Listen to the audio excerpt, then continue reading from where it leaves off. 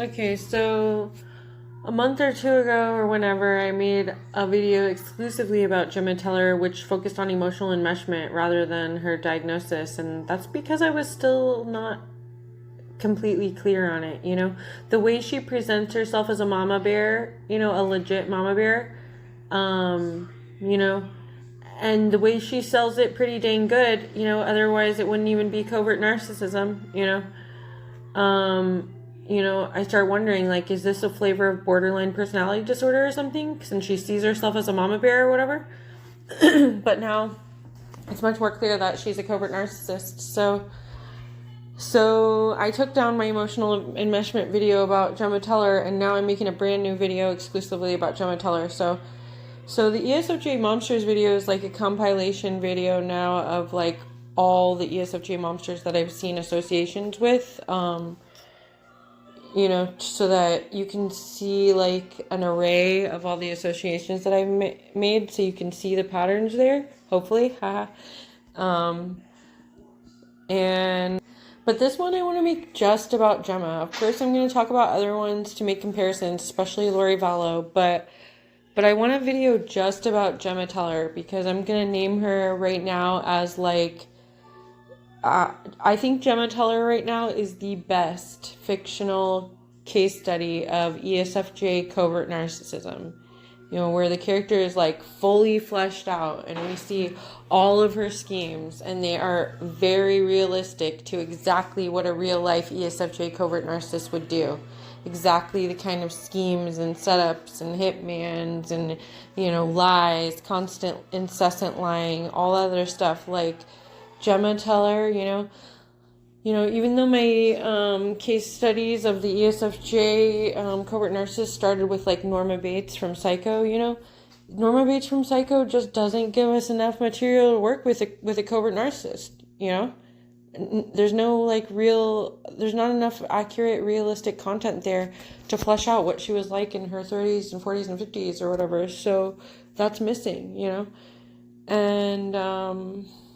And like I've said before, the Norma Bates from Bates Motel, they totally veered off and made her more borderline and with a good heart in the right place and stuff. So that didn't help either with realistically, accurately portraying a covert narcissist, and all her scheming, in her basically her prime, her prime of her life, when she's not too old and washed up, when she's not too young and naive or whatever, but she's like right in the middle, in her boss era, as she would think of it, So Norma Bates just doesn't give us a clear enough picture of what a real ESFJ covert narcissist would be like, But Gemma Teller absolutely does. Gemma Teller absolutely shows us, exactly how sinister and snaky, a real life ESFJ covert narcissist would be, because she's just like Lori Vallow. Like, she does absolutely everything that Lori Vallow does, which is a real confirmed ESFJ covert narcissist that's already, played all her schemes out and game over, So Gemma Teller deserves her own video as, the best fictional character case study of an ESFJ covert narcissist. It is just so realistic that it might as well be a nonfiction story, or at least her character anyways. So I'm going to show some of the fan vids that I showed in the original one, which kind of, actually almost make her look like, where we almost buy, that she's just too maternal, And then I'm going to show some other clips which really show that all her acts for romantic love and maternal love are bullshit. It's just another night, and I'm staring at the moon. I realize I saw a shooting star and thought of you. it all happened the way it was supposed to happen. I sang a lullaby Everything. by the waterside. I knew I loved you, Wendy. if you were here, I'd sing to you. I love you, Gemma. You're on the other side I'm so sorry. as the skyline All I know splits in two. is he brought me back to life. Miles away from seeing you. I have work to do.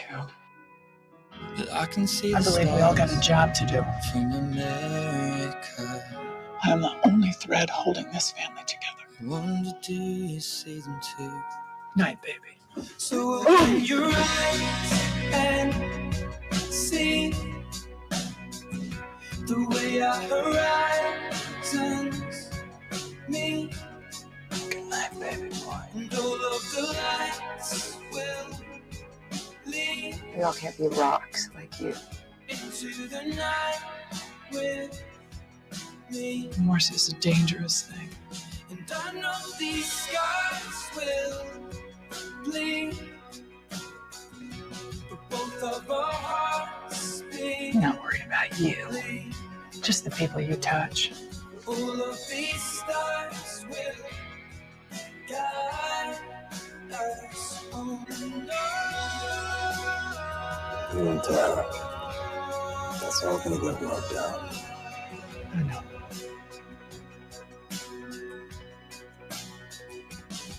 Nothing I can see the gets in the way of me taking care of my family, especially my conscience. Max is in a real strange place. He doesn't need any outside voices in his head. Stay clear of him. We're not 19 years old anymore. You can't dictate what he does, who he sees. I'm his mother. And until I am dead and cold, I am going to do anything I have to do to protect him. I'm smarter than you are, Gemma. And I know Jack's better than you do. What are you doing? Everything you taught me.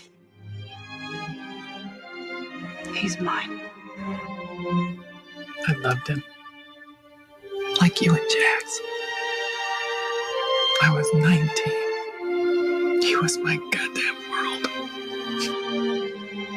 Until you pull it together, I don't want you alone with my boys. Really. Life moves on. We change. I hate different things now. Don't ever try to hurt me or my family again. What, Doctor? You gonna kill me? But my husband might.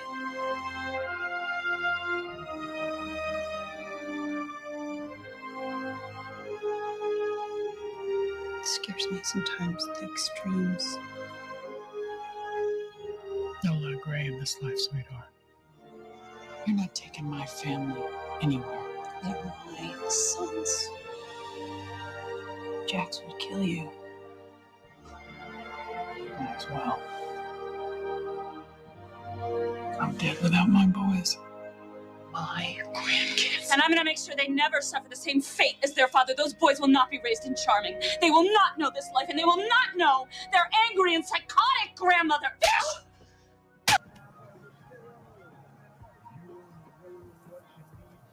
Are we crazy? I'll answer that later.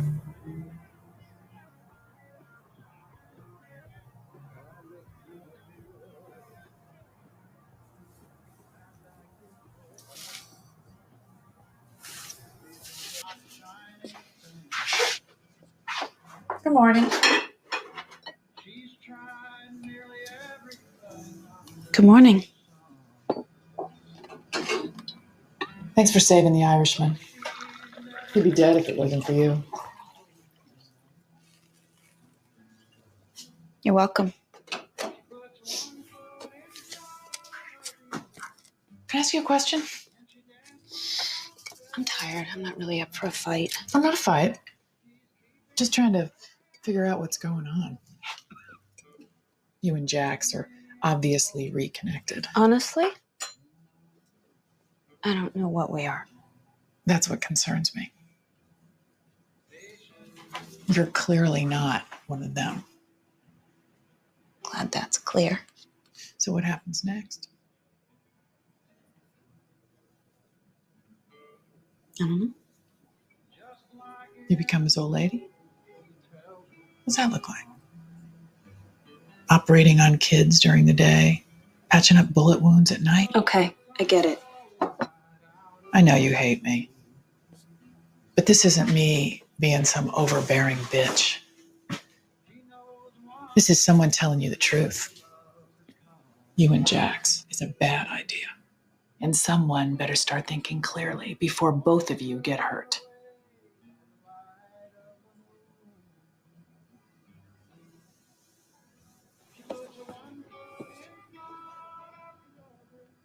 Well, it wouldn't be my first bad idea. It seems to follow me wherever I go.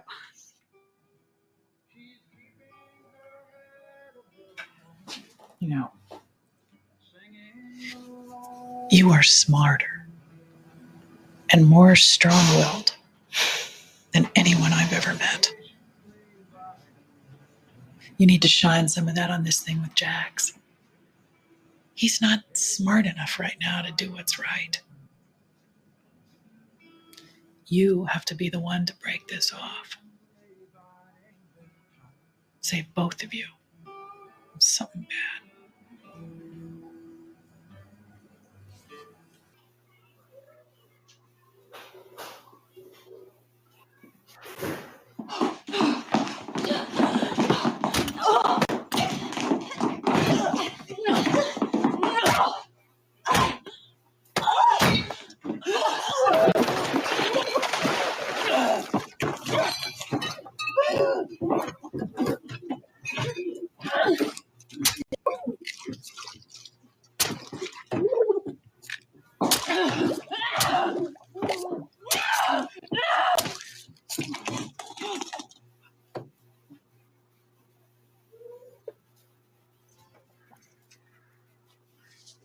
I'm looking for Gemma.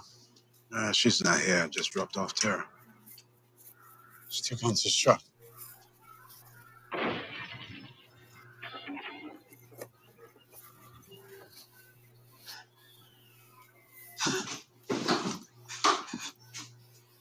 Oh, my God. Had to be done. Had to be done. I had work to do. Had to be done. What did you do? She did this. She did this. She made a deal. She betrayed him.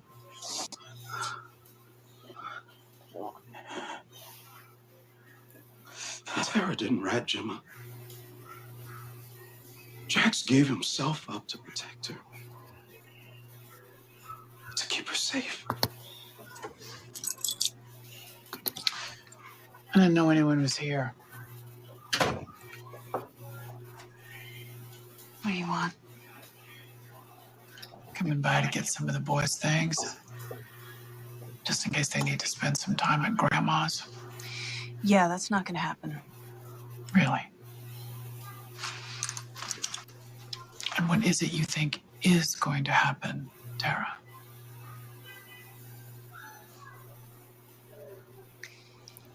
You know why you hate what I did so much? Because it's something you would have done. You've been my teacher, Gemma, my old lady coach since I came back to Charming. Thought you would have been proud of me. Pushing the envelope to protect my family. Yeah, there's a lot of things I'd do to protect my family. Faking the death of a baby, that ain't one of them. Guess I misjudged you. I didn't realize you had a line that couldn't be crossed. Seems you misjudged everyone, darling. That's why you're all alone. Get out of my house. Oh, what? You gonna run me over? Your bridges are all burning, Mom. I think you'd be trying to make as many friends as possible. I don't need friends. I have my family. You honestly believe that, don't you?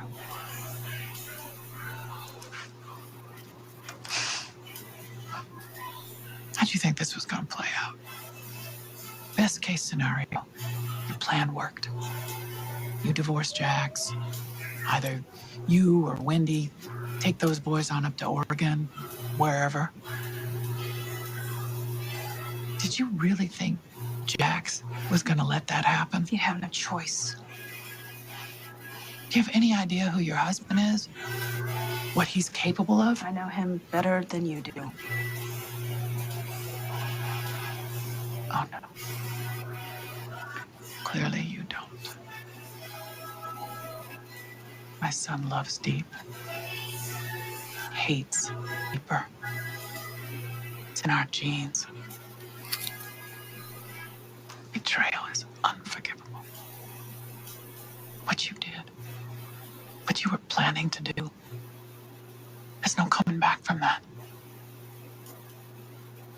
All you can do now is tell him you're sorry and go away. I'll never do that. Not without my sons. You need to hear this, Tara, and understand it on every level. Thomas and Abel will not be raised by you. What you do now will determine how we deliver that message. Mommy moved away, or Mommy passed away. Your call.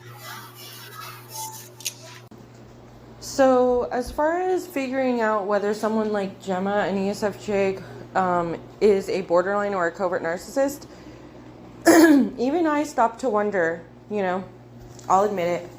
Even I stopped to wonder if this was a flavor of borderline because how she presents herself as a mama bear. And I see borderline personality as a mama bear disorder with the manifestations of the extremes of a maternal sense. So I just want to say that in the studies that I've done, what I found is that, with real borderlines, you're seeing a real extreme of real maternal sense and maternal love, And then with the covert narcissist, like ESFJ Gemma Teller, you're going to see that they actually mimic the borderline, because they want to put on the act of, everything that they're doing is under the guise of maternal love or whatever, Their reasons are all driven by maternal love or whatever, because that's what helps them be more covert and get away with, all the manipulation that they want to get away with, They don't have any real true maternal sense, and their loyalty is to death, not to, maternal aspirations or whatever. So that's how you can tell the difference between a real borderline and a covert narcissist just mimicking borderlines, Like the borderline, the covert narcissist, the ESFJ covert narcissist, Gemma Teller, she knows that, a maternal image is one of her strongest, tools of manipulation, And so who has the strongest maternal sense, the strongest true maternal sense is the borderline. The true borderline has the strongest maternal sense. And so that's who she mimics, And when people think of emotional enmeshment, they think of borderlines, They think like, if someone is clingy and wants to talk to you 24/7, wants to be with you 24/7, wants to be inseparable, wants your lives to be completely enmeshed with each other, and synced and whatever, co-regulated or whatever, and not separate, distinct entities or whatever, they automatically think it's a borderline, because it's like only borderlines are that clingy, and smothering or whatever, But that's not actually true. The covert narcissist is that way too, and it's just one of their strategies, They realize that their maternal image is one of, that's like their power play. That's their ace in the hand or whatever, the ace up their sleeve, whatever. It's like they need to have the image of being driven by real, true maternal love and maternal sense or whatever. Otherwise they wouldn't be able to get away with so much of the shit that they get away with, And so, they could mimic a normal mother or whatever, but no, they need to take it to extremes, They need to really exaggerate that maternal sense because true maternal sense is actually so foreign to them and stuff, So they have to they have to kind of go exaggerate it, you know, for it to seem real at all to them, you know. And so the way they exaggerate it is by mimicking borderlines, you know, and just with an emotional enmeshment, you know. So they will like want to be constantly talking to you and constantly in your head and constantly knowing what's going on, whatever, you know, like all up in your business or whatever, like, and it will make you think it's like a borderline, you know, but it's not. She's just, the covert narcissist mimics the borderline, you know. She may have some similar needs or whatever, you know, on the surface, but deep down in the core, like what their drives are, you know, the borderline is more driven by maternal drives and aspirations and maternal sense, real maternal sense that just goes to extremes that end up dangerous, you know. But the covert narcissist is driven by death, and they're just using that illusion of maternal sense, you know, to keep themselves in a power position. So don't be confused that covert narcissists are borderlines. They're not.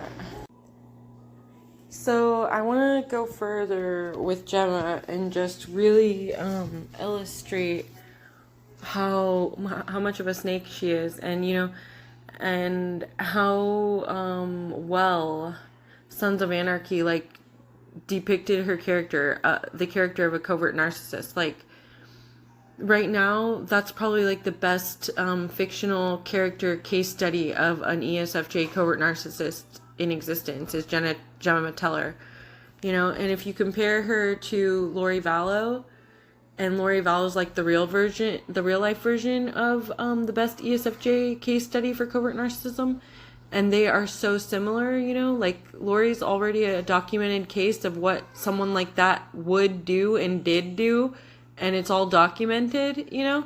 And then if you compare it to the character of Gemma Teller, you see that they're doing all the same damn things. They're playing all from the same playbook, you know. It's the same, you know, bag of tricks or whatever. So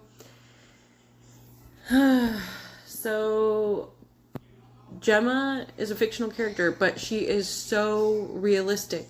She is so well, you know, depicted as far as ESFJ covert narcissism, you know, and you see her doing the exact same things that Lori Vallow does. And there's a theme of like a hitman with these ESFJ covert narcissist momsters too, like, you know, like pay someone to get rid of the person you don't like or whatever, you know. That happened in Sins of the Mother, Ruth Coe, you know.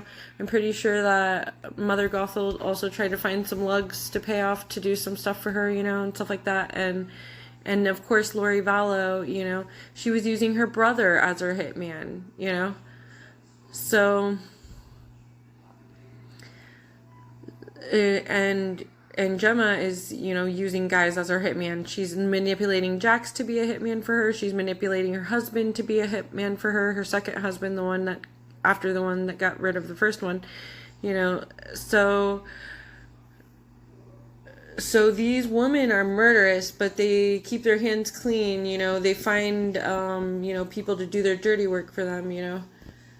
And so, I want to point out, like, you know, in one of the clips, ESFJ Gemma Teller is talking to Tara, and she's like talking about her husband, Jack's father or whatever, you know. And this is a lot of the way that Gemma gaslights Jax and constantly makes him live in a false reality. Like, she doesn't tell him the truth about what really happened to his father and stuff like that, you know. I mean, she can't, because she was behind his death, you know. And so she constantly makes him live in a false reality, like that his father was in an accident, but she actually set up the accident. She was the mastermind behind the accident. So, you know, so she's talking to Tara, and she's saying, like, you know, Jax's dad was like my, you know, the love of my, you know, he was my goddamn world. He was everything to me, whatever, you know, just like you and Jax, you know. And she's trying to make it seem like she had some great love story with Jax's father, comparable to the great love story between Jax and Tara. And that is all totally bogus and bullshit, you know. We can look at that and we can prove it as absolutely bogus and bullshit. And so when we prove that the romantic love that she's faking is bogus and bullshit, it's a little easier to make the stretch that the maternal love she's demonstrating is also bogus and bullshit, you know? So a clip that I'm going to play right now is, you know, showing like Gemma sitting down at the table trying to tell Jack some story about what happened to his father, and she's putting it all on her husband, Clay, the second husband, you know. And so to set up the accident for Jack's father, you know, she started a relationship with her second husband, Clay, or whatever, and started, you know, getting in his head and manipulating him into a takeover, you know. So that's how much she loved her great love story, you know, that was just as great as Jax and Tara, you know. She set up his, you know, his overtake or whatever. She manipulated Clay into thinking, you know, that he should get rid of, and also it ties into the beliefs for the club, you know, and how Gemma's loyal to death, and, you know, she likes how the club is like some depraved thing focused on death and like, you know, meting out revenge, you know, like, you know, not to save face or whatever, you know. So she likes it like depraved and focused on death, and she didn't like how her first husband was all virtuous and moralistic and trying to make the club, you know, more moralistic and virtuous. Like he had written diaries about visions for the club to be more, you know, morally pure or whatever, you know, and she didn't like that. So that was, you know, and she explains that in the clip that I'm going to play with Jax. But narcissists, these covert narcissists, they always give away exactly what, you know, either through projection or through their emotional manipulation stories, you know, they always tell on themselves. They always tell you exactly what is going on, but like they attribute it to someone else or something, you know. So she's sitting down and telling Jax like, oh, Clay didn't like the fact that, you know, your father wanted to change the course for the club, you know, to be more moralistic or whatever, you know, but it was actually her that didn't like that, you know, it was her that didn't like that, it was her that wanted the club to stay like depraved and deathist, you know, and so she manipulated Clay into killing Jax's father, you know, and then she keeps Jax, you know, manipulated and gaslit for his whole life, thinking that his father just had an unfortunate motorcycle accident, you know, or whatever. And then after all that, you know, she doesn't have a marriage based on love. She has a marriage based on strategy, or, you know, strategy for the club, the death club that she, you know, that she's loyal to, you know. She's not loyal to her family. It's not everything that she's doing is for her family. Everything she's doing is for death. And her loyalty to the club is a symbol of that, you know, because the club is about, you know, meting out the revenge and stuff like that, and the cruel, ruthless deathist revenge, you know. And so she wants to keep it like that.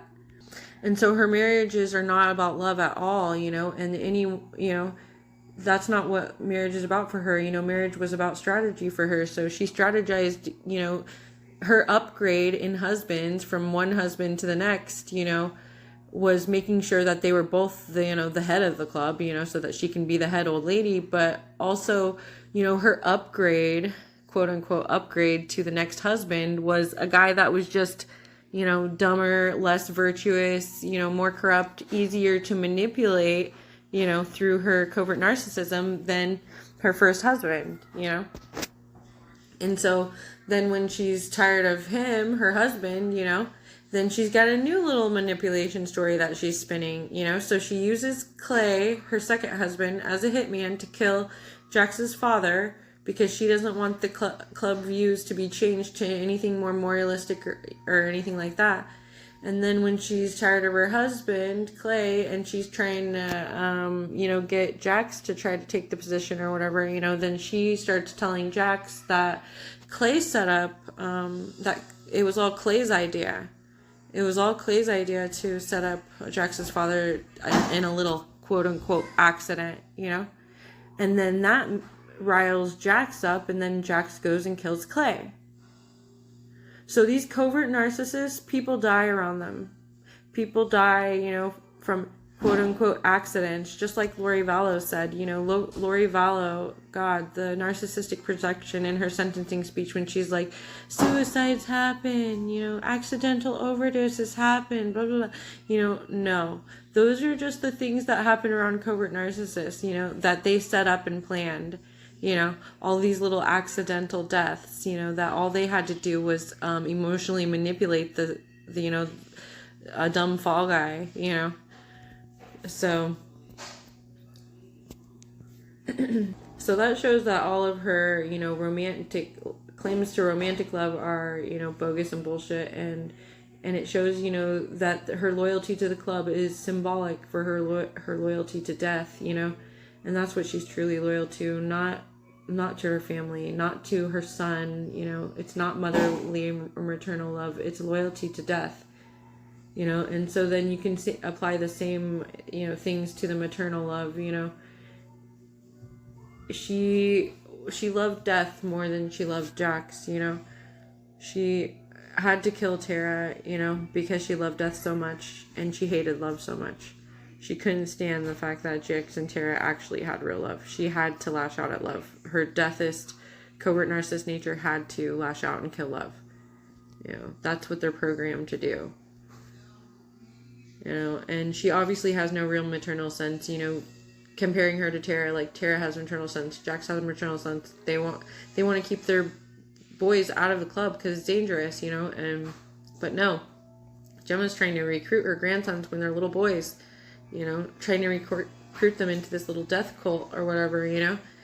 And that's what a covert narcissist would do, you know. Just like Lori Vallow, like, joined a death cult, you know, a literal death cult with Chad Dayball, you know, so that she could, like, justify her deathist views, you know, and make death a good thing or whatever, you know, make death a justifiable thing or whatever, you know, or a virtuous thing. And, you know, so they find some cult-like belief that can back that up. So, you know, a covert narcissist, ESFJ Lori Vallow, found that in Chad Dayball and his little, you know, religious cult, you know, doomsday religious cult.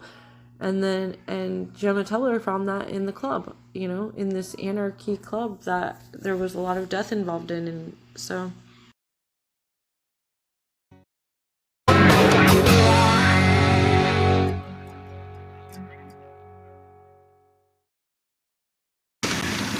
JT and Kellen decided to get the MC out of guns, away from the IRA. Clay thought it was a mistake. He was afraid John would destroy the club. So he decided to kill him. The first time, he sent John into a Mayan ambush, unprotected. Your dad made it out. But he knew it was Clay who'd set it up. And he knew Clay would try again. He predicted it would be mechanical. He was right. The accident. The only person JT ever let work on his bike was Lowell Sr. Clay must have paid him off or threatened him. He had to be the one who sabotaged the panhead. Lowell Sr. was killed by the Mayans a week later. Yeah. Clay buried the secret. Riding through this world, horns like a devil pointed at me, and there's nowhere to run from the fire she breathes. She got horns like a devil pointed at me, and there's nowhere to run from the fire she breathes. She got horns like a devil pointed. Where you been? Here, take the other end.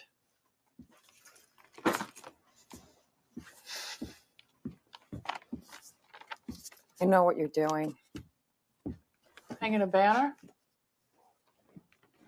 with me and Tara. What am I doing? Using me to hurt her and Jax. asking me if I still love him. Do I want my family together? That was all about pushing her out of the picture. Change anything? Still meant everything I said. Don't care what my motives are. You still get the thing you want the most. So do I. You know, I was okay with you slipping me enough crank to kill a horse because of what I did to Abel. I deserved that. But I am not the same person I was 2 months ago. I can't be a part of this.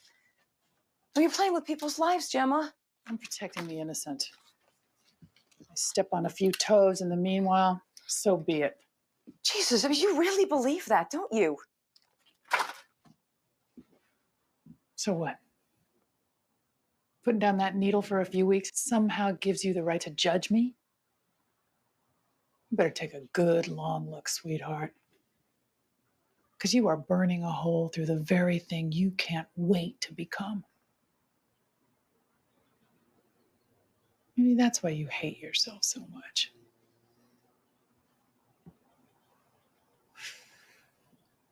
Sooner you accept that, sooner you put down this holy crutch. Jesus is just a guy who cuts my lawn.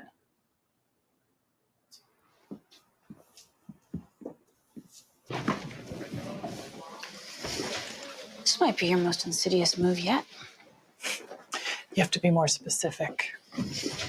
Convincing Wendy she might actually have a shot of winning back Jackson and her family.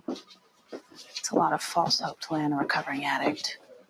I don't know where you're going with this, but I was trying to help Wendy, encourage her efforts to change. Yes, you are the embodiment of encouragement. Hey.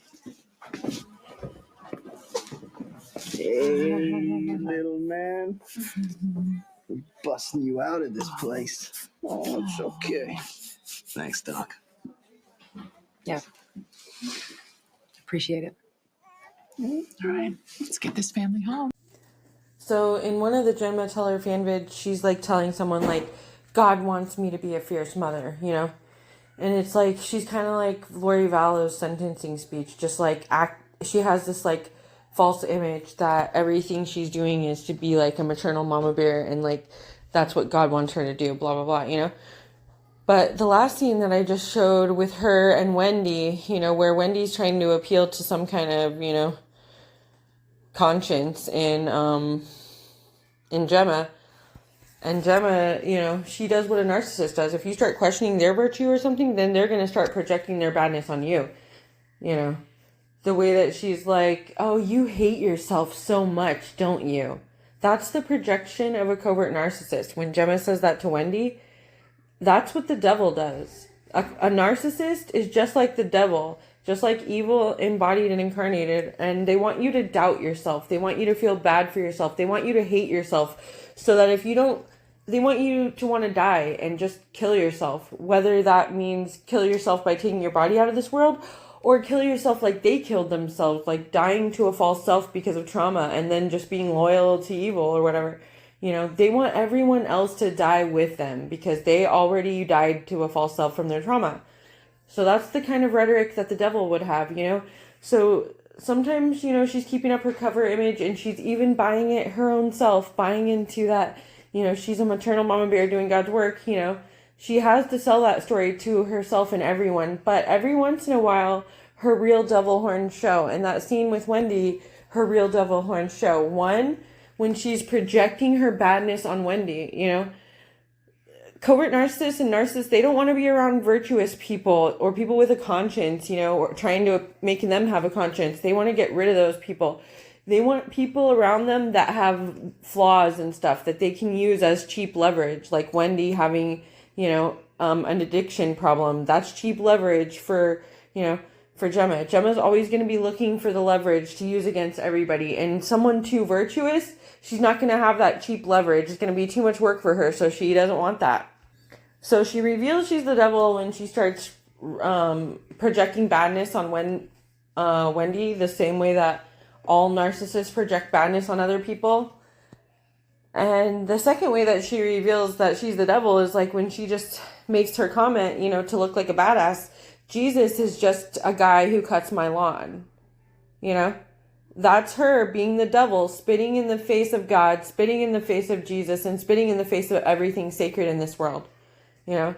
So the devil will show you who they are, you know, through projection, you know, and through little things that slip, you know, that don't match up with the image of the false self that they're trying to portray of the, you know, the maternal mama bear doing God's work or whatever. So Gemma is a clear, covert narcissist who's told on herself many times, and we know that she is the devil doing the devil's work under the guise of a good mother.